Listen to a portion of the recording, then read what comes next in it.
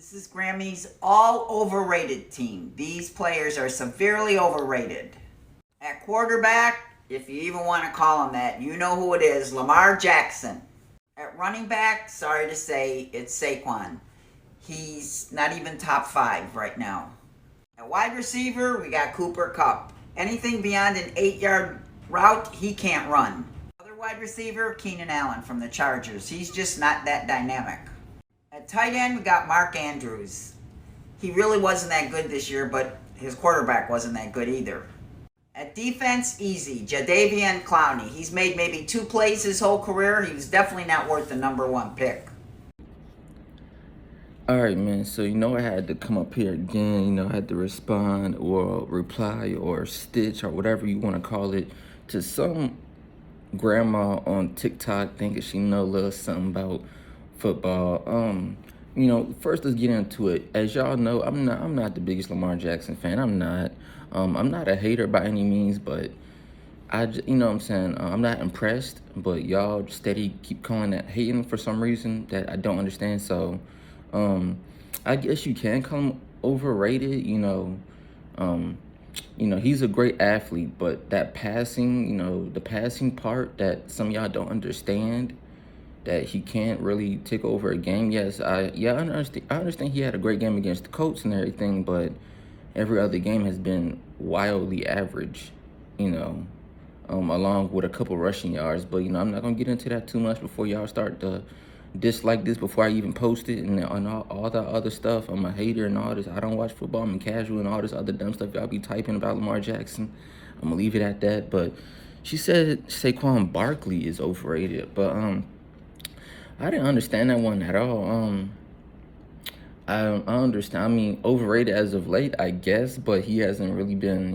He's had the injury bug, and he plays for the Giants, and I don't know how that's gonna turn out. So that's cool.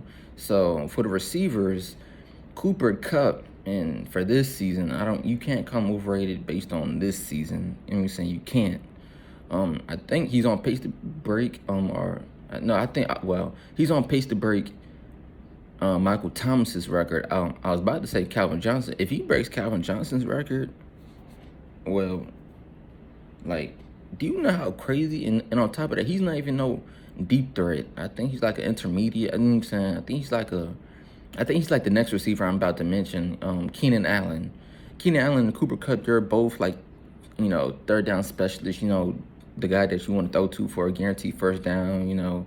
A great route runner and all the other stuff. But if Cooper Kupp can break Calvin Johnson's receiving yards record, that receiving season that Cooper Kupp had is top 5 all time. It's top 5 because he's not even a deep threat. I don't even know. I think he's like, 6-7 touchdowns already. He has like eight something yards, probably even more at this point. But at this point, it's like week 8, or we're heading into week 9 already with 1,000 yards, damn well. So, you can't come overrated based on this season. But I guess I don't think you can even call him overrated, and you can't call Cooper Kupp overrated at all to me. So, same thing with Keenan Allen. Keenan Allen is overrated to her. Keenan Allen has been wildly underrated for the past 5 years. I know a lot of people like to say, the people who don't watch football always like to say, can he, is he even healthy? Can he even play a full season? He's been playing full season since 2016? Those back-to-back, first of all, the 2015 season that he had a lacerated kidney, he was on pace to have the season that Michael Thomas had with 1,700 yards and 150 receptions. Not Calvin, but Keenan Allen was already on pace for that season until he got injured against the Ravens that year in 2015. So in 2016, he tore his ACL he was about to cook somebody on the Chiefs, and I think it was like week 2.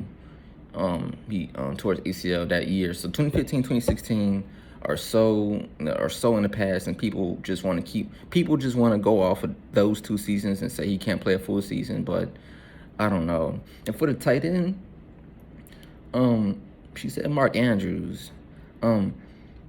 My thing about this is, Mark Andrews is a top 5 tight end, and to me, I don't think he would be a top 5 tight end if he didn't play for Lamar Jackson and the Ravens. Because Lamar Jackson, you know what I'm saying, he tends to, I don't know, but he tends to have better chemistry with Mark Andrews than with, Sammy Watkins, Marquise Brown, or, I know they haven't had a chance to play that much, but Rashard Bateman. But the connection between Lamar Jackson and Mark Andrews is elite. You know what I'm saying? I can't even knock that one. I can't even knock that.